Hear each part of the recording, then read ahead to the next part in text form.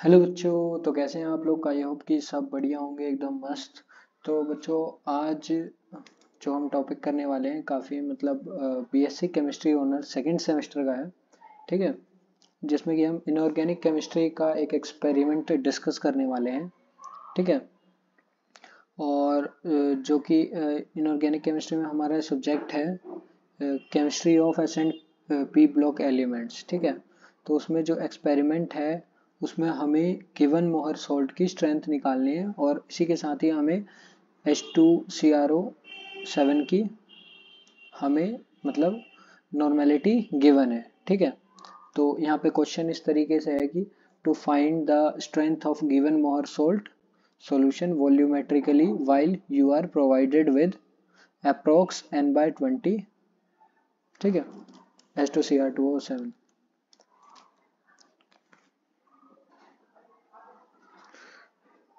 तो यहाँ पे सबसे पहले हमें क्या करना होगा? सबसे पहले तो हमें एक स्टैंडर्ड सॉल्यूशन तैयार करना होगा। ठीक है, स्टैंडर्ड सॉल्यूशन एक अप्रोच यही रहेगी, स्टैंडर्ड सॉल्यूशन तैयार करके हमें K2Cr2O7 के साथ टाइट्रेट करना है, जिससे हमें उसकी कंसंट्रेशन पता चल जाएगी। फिर उसकी हेल्प से हम अननोन मोहर सॉल्ट जो भी होगा उसकी कंसंट्रेशन पता कर लेंगे। ठीक है, कोई मिस्टेक हो तो यार कोई गलती हो तो कमेंट ज़रूर कर देना। ठीक है, कभी कभी हो जाती है यार लिखते समय गलतियाँ। और इसी के साथ ही हम शुरू करते हैं। सबसे पहला जो हमारा काम होगा, टू प्रिपेयर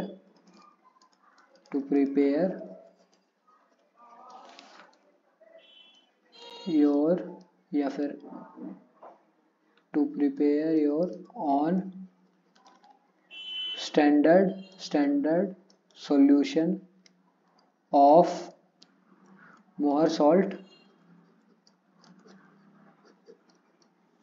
ठीक है, एंड हमें एक और चीज़ यूज़ करनी है। क्या यूज़ करनी है? इंटरनल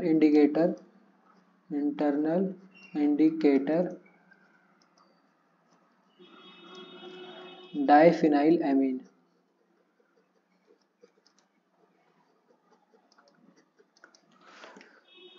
ठीक है, तो ये करने से पहले सबसे पहले तो हम ये जान लेते हैं कि टाइट्रेशन होता क्या है। ठीक है, और ये जो है रिडक्शन टाइट्रेशन जो हम इस एक्सपेरिमेंट में करने वाले हैं, रिडक्शन टाइट्रेशन क्या है?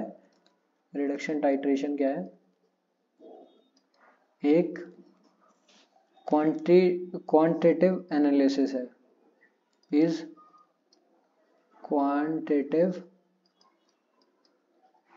एनालिसिस। और इसे हम एक और नाम से जानते हैं जिसे हम बोलते हैं वॉल्यूमेट्रिक। क्वेश्चन में भी बोल रखा था ना, वॉल्यूमेट्रिकली करना है, तो वॉल्यूमेट्रिक एनालिसिस भी बोलते हैं।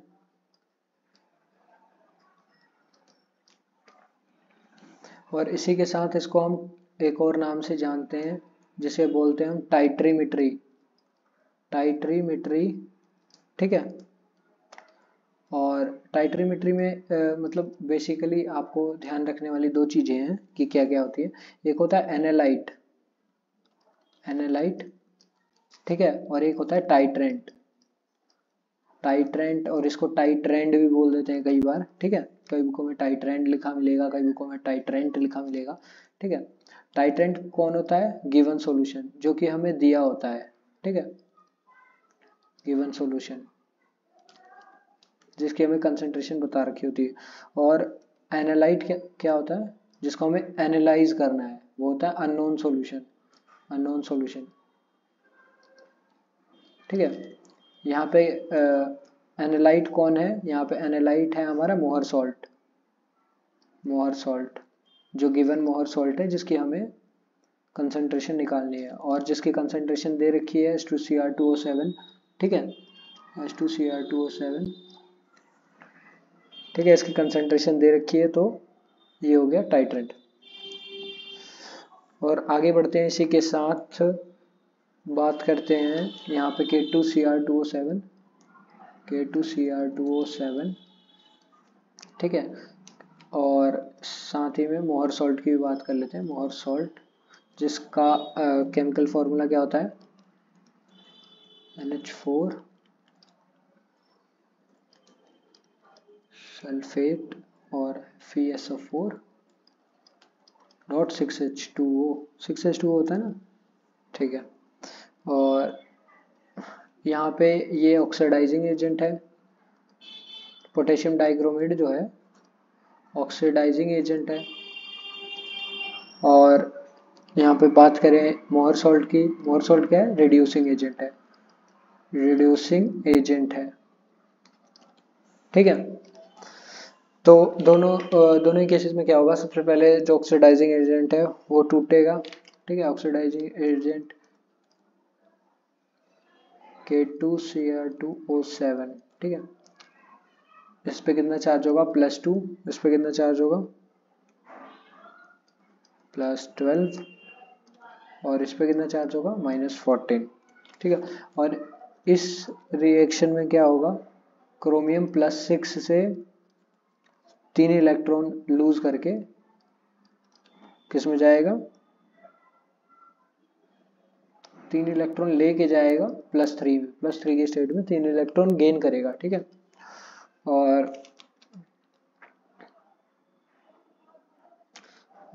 यहाँ पे क्या होगा, मोहर सॉल्ट में आयरन जो होगा +2 की ऑक्सीडेशन स्टेट से एक और इलेक्ट्रॉन लूज कर देगा और +3 की ऑक्सीडेशन स्टेट में चला जाएगा, ठीक है। फाइनल रिएक्शन जो यहाँ पे देखने को मिलेगी हमें, फाइनल रिएक्शन वो ये होगी कि इसको बैलेंस कर लेते हैं दोनों तरफ, इसको हम मल्टीप्लाई कर लेंगे, किससे मल्टीप्लाई करेंगे, 3 से। तो यहाँ पे कुछ इस तरीके से होगी reaction, Cr+6 + 3 Fe2 goes to 3Fe +3 plus chromium 3+, ठीक है। तो कुछ इस तरीके की फाइनल रिएक्शन होगी। और इसके बाद आगे बढ़ते हैं, जानते हैं प्रोसीजर क्या होगा, किस तरीके से हमें करना होगा। जैसे कि हमने ओवरऑल में मतलब ओवरव्यू में डिस्कशन जो किया था प्रोसीजर के बारे में, कि पहले स्टैंडर्ड से टाइट्रेट करेंगे और स्टैंडर्ड से टाइट्रेट करने के बाद जो हमें कंसंट्रेशन पता चलेगी वो हो जाएगी हमारी K2Cr2O की कंसंट्रेशन हो जाएगी, और फिर उसकी मदद से हम अननोन मोहर सॉल्ट की कंसंट्रेशन निकाल लेंगे, ठीक है। तो सबसे पहला प्रोसीजर तो यही होगा, preparation of standard solution of Mohr salt, ठीक है। और यहाँ पे दो प्रकार के होते हैं, प्राइमरी और सेकेंडरी। तो दोनों में फ़र्क क्या होता है, ठीक है। हम यहाँ पे बात करेंगे प्राइमरी स्टैंडर्ड सॉल्यूशन की, ठीक है। प्राइमरी स्टैंडर्ड सॉल्यूशन क्या था, प्राइमरी स्टैंडर्ड सॉल्यूशन वो होते हैं जिनका मतलब, जैसे मान लो हम सॉल्यूशन तैयार कर रहे हैं, तैयार करते समय उनके नेचर में कोई चेंज ना आए, ऐसा ना हो कि कोई चेंज आ गया और हमारा कंपाउंड पहले कोई ऑक्सीडाइज हो गया, हम जो सॉल्यूशन तैयार करना चाह रहे हैं वो ऑक्सीडाइज हो गया, और जो हम रिएक्शन चाहते हैं वो रिएक्शन हो ही ना, ठीक है। तो या फिर उसके अंदर का कोई कंपाउंड H2O के साथ हाइड्रोलाइज हो गया, ठीक है। तो इस तरीके से, ठीक है। प्राइमरी स्टैंडर्ड सॉल्यूशन क्या होते हैं, दो solution that don't changes its true nature while preparing standard solution,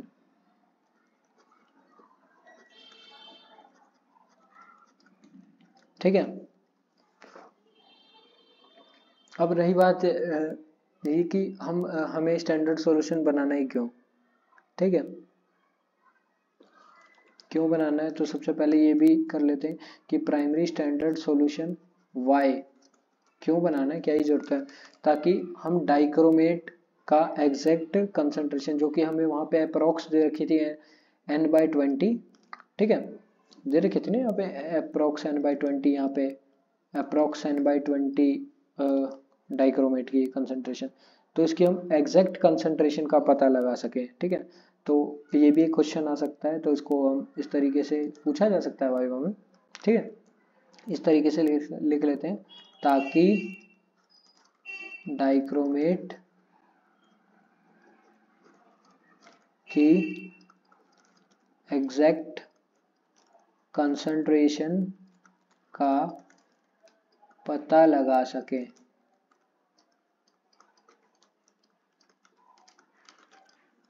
ठीक है।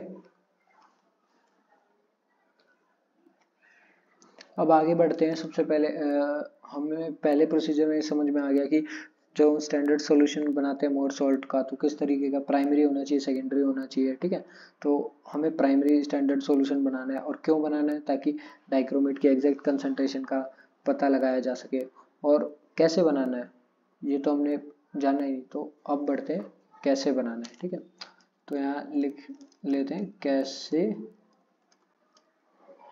बनाना है, ठीक है। कैसे बनाना है स्टैंडर्ड सॉल्यूशन, स्टैंडर्ड सॉल्यूशन किसका, मोर सॉल्ट का।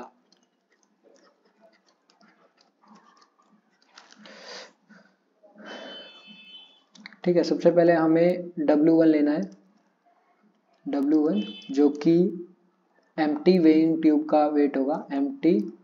यहाँ पे मैं WT से वेइंग ट्यूब को दिखाऊंगा, ठीक है, एज ए एब्रीवेशन मान के चलो, weighing tube. Empty weighing tube को WT से दिखाएंगे, ठीक है, और W2 से दिखाएंगे वेइंग ट्यूब प्लस हमने जो सॉल्ट लिया है, मोहर सॉल्ट। कौन सा सॉल्ट लिया है, मोहर सॉल्ट लिया है, ठीक है। ये भी कैसे लेना है, क्या लेना है, कितने अमाउंट में लेना है, सारी चीज़ें कैलकुलेट करेंगे आगे, ठीक है। और W3 क्या होगा, वेट, वेइंग ट्यूब का weight after transfer of salt. जैसे हमने सॉल्ट डाल दिया फनल में, ठीक है, फनल कह रहा हूँ मैं, अपने स्टैंडर्ड फ्लास्क में, या वॉल्यूमेट्रिक फ्लास्क भी बोलते हैं जिसे, ठीक है, आफ्टर ट्रांसफर ऑफ सॉल्ट। और एक्चुअल जो वेट होगा, एक्चुअल वेट क्या होगा, एक्चुअल वेट ऑफ सॉल्ट, वो यही होगा ना कि हम W2 में से जो हमारा सॉल्ट के साथ वेइंग ट्यूब का वेट था, उसमें से हम खाली वेइंग ट्यूब का वेट माइनस कर देंगे, ठीक है। तो ये हो जाएगा W2 माइनस W3, ठीक है, जो भी आएगा आगे हम देख लेंगे। अब बात करते हैं कि ये जो सॉल्ट हमें लेना है कितना लेना है, ठीक है। तो इसको कैलकुलेट कर लेते हैं। मोर सॉल्ट का मॉलिक्यूलर वेट कितना होता है, मोर सॉल्ट का मॉलिक्यूलर वेट 392 ग्राम प्रति मोल, ठीक है। तो एक नॉर्मल में 392 ग्राम, ठीक है, इसको मोल मान के चलो, या फिर नॉर्मल क्या होता है, पर लीटर, ठीक है, ग्राम पर लीटर होता है ना। तो यहाँ पे 392 ग्राम आ गया प्रति लीटर। तो अगर एक नॉर्मल का ये है, तो n/20 निकालना होगा, तो क्या आएगा, इसको डिवाइड कर दो 20 से, ठीक है, तो ये आ जाएगा इतने ग्राम बाई लीटर। लेकिन हमें तो सॉल्यूशन कितने बनाना है, 100 ml का बनाना है। तो 100 ml के लिए हमें क्या करना होगा, यहाँ पे 100 ml रखना होगा ना।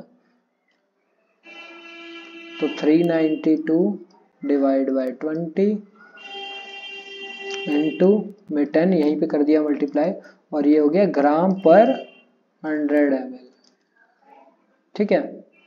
आ गया वेट कितना आया, इसको सॉल्व करेंगे, हमारे पास वेट आएगा 1.96 ग्राम पर 100 ml, ठीक है। तो कुछ इस तरीके का है। और नॉर्मेलिटी हमें जो निकालनी होगी वो कैसे निकालेंगे, स्टैंडर्ड की, एक सेकेंड, नॉर्मेलिटी ऑफ स्टैंडर्ड मोहर सॉल्ट कैसे निकालनी होगी, W2 माइनस W3, यही था ना, डिवाइड बाय 392 इंटू में 10 से इसलिए मल्टीप्लाई करेंगे क्योंकि हमने जो वेट था वो 100 पर 100 ml में कर लिया था, अब उसको वापस से लीटर में करना होगा। तो यहाँ पे क्या आ जाएगा, इसको सॉल्व करने के बाद ग्राम पर लीटर। ठीक है। अच्छा, एक और चीज़ का खास ध्यान रखना है, जैसा कि हमारे कॉलेज के प्रोफेसर ने भी बताया कि आपको एक्यूरेसी इस तरीके की रखनी है कि मान लो आप ये सब करते समय वेइंग वगैरह कर रहे हो, तो आपको वेइंग जो बैलेंस है, वेइंग बैलेंस, ठीक है, वेइंग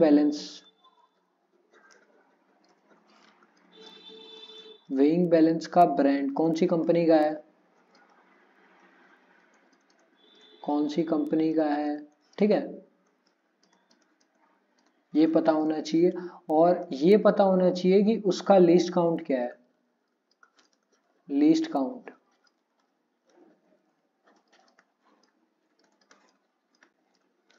ठीक है। ये जो मैं जितना भी मैं ये लिख के बता रहा हूँ, ये सारा आप अपने ऑक्जी में या जो भी आपने ऑब्जर्वेशन नोटबुक बनाई है उसमें लिख सकते हो। ठीक है। राइटअप भी मैं आपको वीडियो के डिस्क्रिप्शन में ही दे दूंगा, जो मेन फाइल में लिखना होगा। ठीक है। तो लीस्ट काउंट भी हमें पता होना चाहिए। अब जैसे मान लो कोई वेइंग स्केल है जिसमें 0.000 दिखा रहा है, तो इसमें लीस्ट काउंट क्या होगा, 10⁻³ ग्राम, यही होगा ना। 3 डेसिमल है, जिसमें 4 होगा उसका क्या होगा, इसको जिसमें 4 डेसिमल तक होगा उसका क्या होगा, 10⁻⁻4 ग्राम्स। ठीक है। तो कुछ इस तरीके से होगा, यहाँ पे 4 होगा, 4 डेसिमल तक की वैल्यू देता होगा तो वो 10⁻⁻4 होगा उसका लीस्ट काउंट। ठीक है। तो कुछ इस तरीके से बात समझ में आई है। और आगे बात करते हैं।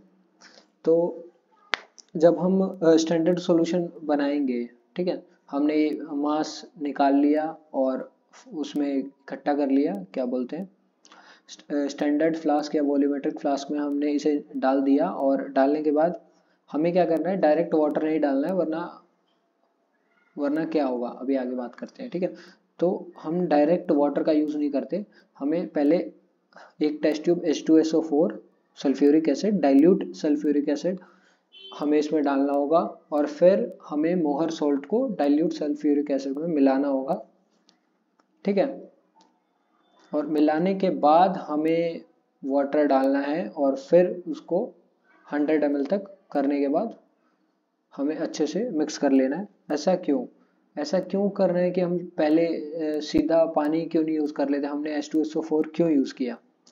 तो एक क्वेश्चन बनता है, यहाँ पे लिख लो, वाइवा में पूछा जाता है, नॉर्मल है। ठीक है। Why do we add dilute H2SO4 while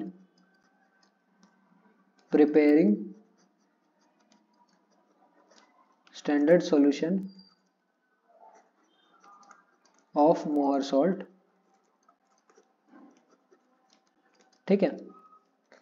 तो इसका आंसर क्या होगा, टू अवॉइड हाइड्रोलिसिस, ताकि हाइड्रोलिसिस ना हो जाए। हाइड्रोलिसिस होने के बाद Fe2+ आयन जो होगा मोहर सॉल्ट का Fe3+ में हो जाएगा, तो जो रिएक्शन होनी होगी वो होगी ही नहीं। ठीक है। जो हम रिएक्शन चाहते हैं कि जो डाइक्रोमेट के साथ हो वो रिएक्शन होगी नहीं, वो तो पहले ही हो चुकी है। ठीक है। तो यहाँ पे लिख लेते हैं, to avoid hydrolysis of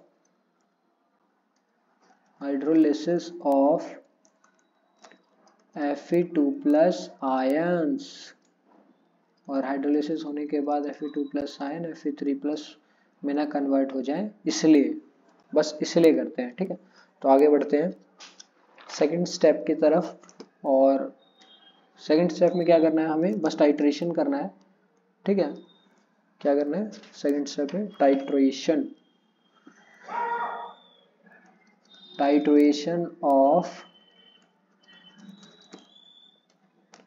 K2Cr2O7 with standard मोहर सॉल्ट सॉल्यूशन। अच्छा, एक चीज का ध्यान रखना है। ठीक है। K2Cr2O7 जो होगा ठीक है, पोटेशियम डाइक्रोमेट, वो हमें ब्यूरेट में फिल करना है, और जो हमने स्टैंडर्ड सॉल्यूशन तैयार किया उसे कॉनिकल फ्लास्क में लेना है, इतना तो नॉर्मल ही है, ठीक है। और फिर उसके बाद उसको टाइट्रेट करना है, और ऑब्जर्वेशन रीडिंग जो भी है आपको लिखनी है, ठीक है। तो यही चीज़ें बेसिक सी हैं, लिख लेते हैं। ब्यूरेट में K2Cr2O7 रखेंगे, और इसी के साथ फ्लास्क में जो हमारा कॉनिकल फ्लास्क होगा, कॉनिकल फ्लास्क जिसमें टाइट्रेशन करेंगे, उसमें क्या क्या चीज़ें होंगी। 10 ml 10 ml तो हम स्टैंडर्ड मोहर सॉल्ट डालेंगे, स्टैंडर्ड मोहर सॉल्ट पिपेट से लेना है, ठीक है। एक चीज़ का खास ध्यान रखना, पिपेट से लेना है। और एक चीज़ का और ध्यान रखना है, इसी के साथ हमें एक टेस्ट ट्यूब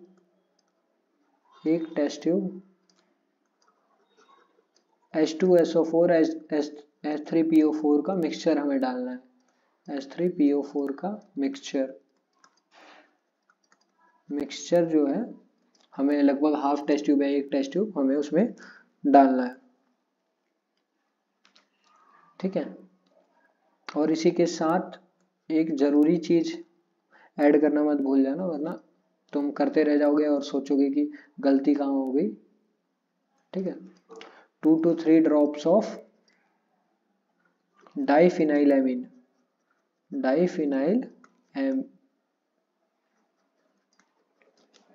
ठीक है, जो कि इंडिकेटर का काम करता है अपना, ठीक है। और एंड पॉइंट कैसा आएगा, एंड पॉइंट जब तुम ये सब कर लोगे, कॉनिकल फ्लास्क में तीनों चीजें लोगे, फिर टाइट्रेट करोगे, तो एंड पॉइंट कैसा आएगा, फ्रॉम कलरलेस, या तो कलरलेस से from colourless to dark blue या ब्लू दिखेगा, ठीक है। या फिर कलरलेस की जगह कई बार ग्रीन, वैसे तो ग्रीन ही होता है लेकिन कई बार कलरलेस ही दिखाई देता है, तो ग्रीन टू डार्क ब्लू दिखेगा, ठीक है। आगे बढ़ते हैं, रीडिंग नोट करनी है हमें सारी, और जिस फॉर्मूले का यूज़ करना है, फॉर्मूला क्या होगा, N1V1 वाला, N1V1 is equal to N2V2, और कुछ इस तरीके से मान लो, N2 को हम मान के चलते हैं, K2Cr2O7 है, K2Cr2O7 है, तो यहाँ पे N1V1 अपॉन में क्या हो जाएगा, V2। तो कुछ इस तरीके से आप नॉर्मेलिटी निकाल सकते हो। और एक चीज़ का खास ध्यान रखना कि कॉनकॉर्डेंट रीडिंग आनी चाहिए, ठीक है, कॉनकॉर्डेंट रीडिंग आनी चाहिए,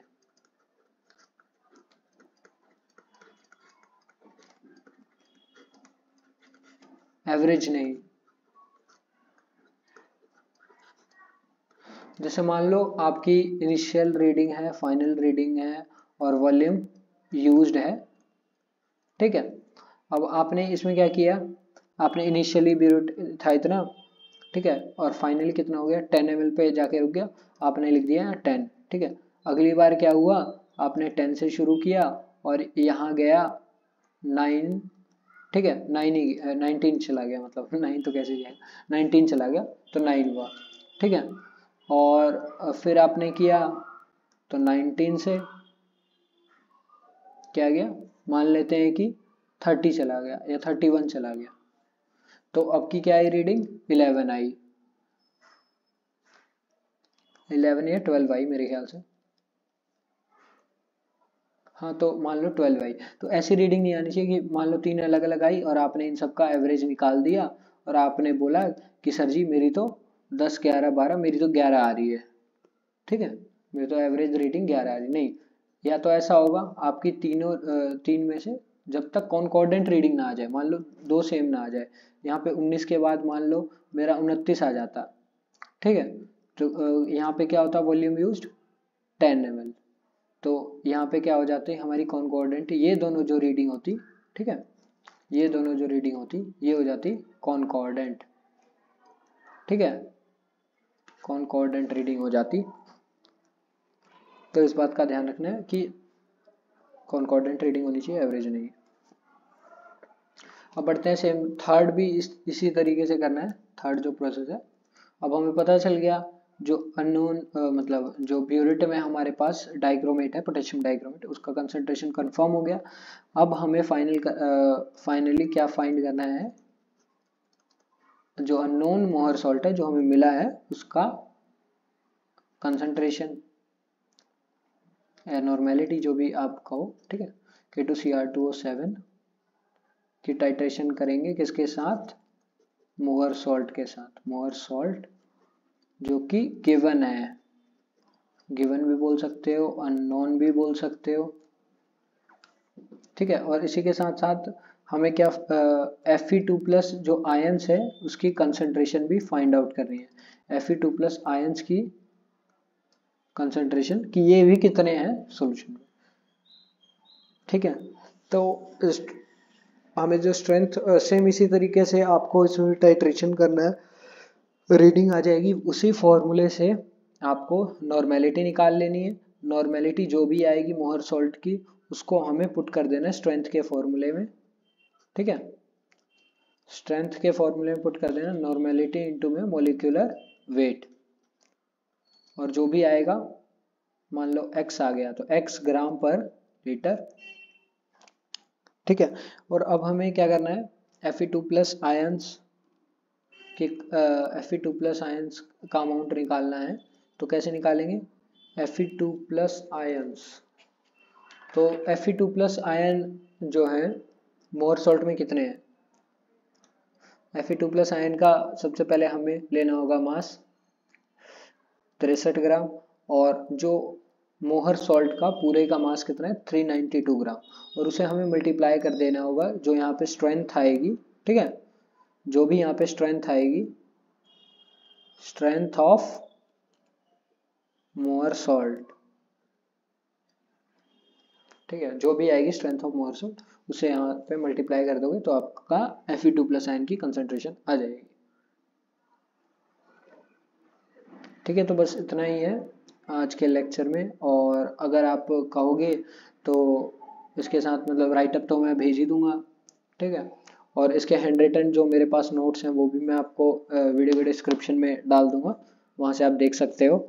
और अगर टाइम मिलेगा तो मैं इसके लिए लैब में भी परफॉर्म करके दिखा दूंगा एक्यूरेट रीडिंग्स के साथ, ठीक है। ऑब्जर्वेशन वगैरह सब कुछ करके आपको एक पूरा वीडियो ही मिल जाएगा कि ऐसे ऐसे करके परफॉर्म किया, स्टैंडर्ड सॉल्यूशन तैयार किया।